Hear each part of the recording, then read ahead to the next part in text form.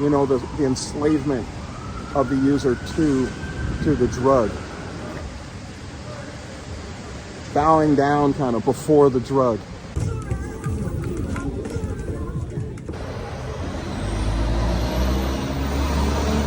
Which is just unmerciful, particularly given the amount of supplies coming out of Mexico and the supplies of fentanyl on the streets here in San Francisco.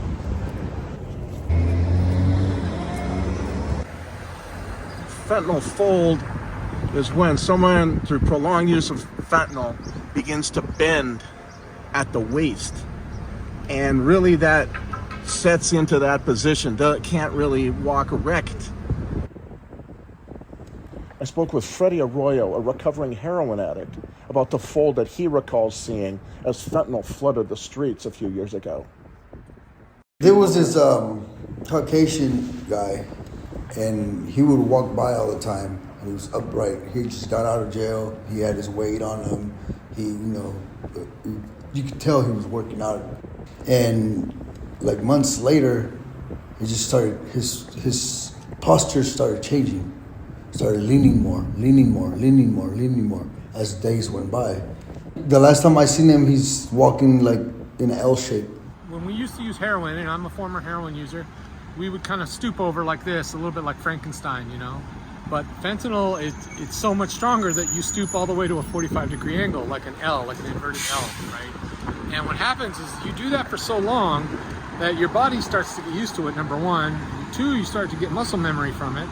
And three, you're using fentanyl all the time because of the way it metabolizes in your body. You have to use it every 2 hours. And so you end up with a lot of people in this perpetual state of being folded over, even when they're not necessarily using it that moment. So they could be in between uses and actually conscious and looking at their phone and walking, and they're still doubled over. Unlike the record tallies of overdose deaths, which remain largely anonymous, the fold is the public open-air face of fentanyl, reflecting the ghastly quantities of the drug inundating San Francisco. Meanwhile, its prevalence, just the sheer numbers of people bent over and dazed, lining streets and parts of the city, has fueled outrage in San Francisco over policies that many residents insist have allowed open-air drug use and sales without any consequences. I spoke with Desiree, a recovering meth addict. Everybody's on the streets doing drugs. Everybody's out in the open. You know, when I was out here selling drugs, I mean, nobody was out doing the drugs on the street. You come buy your drugs and go home with it. I go outside and they're all on 6th Street in the alleyway, in tents, underneath umbrellas. No shame. It is enabling people to be on drugs. It's enabling our communities to stay down.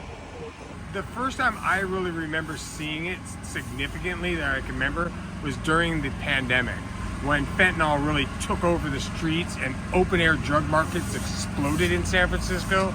And everywhere you walked, you saw crowds of people, and most of them were folded over. The phenomena of public drug use and normalizing drug use in San Francisco was the impetus to really launch and be part of drug-free sidewalks. The city should be for children, businesses, families, homeowners, and we've turned in parts of our city, we've turned it over to drug dealers and drug users, and that needs to change.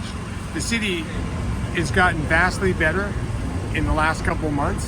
Things are improving, the energy's better, but we have this one last stigma of this ongoing public drug use in areas of the city that are already impacted by crime and violence.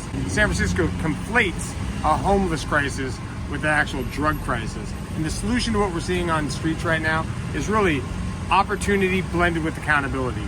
We gotta hold people accountable for the behavior, and we have to offer them ways out of the lives they're living and help them get clean and promote recovery.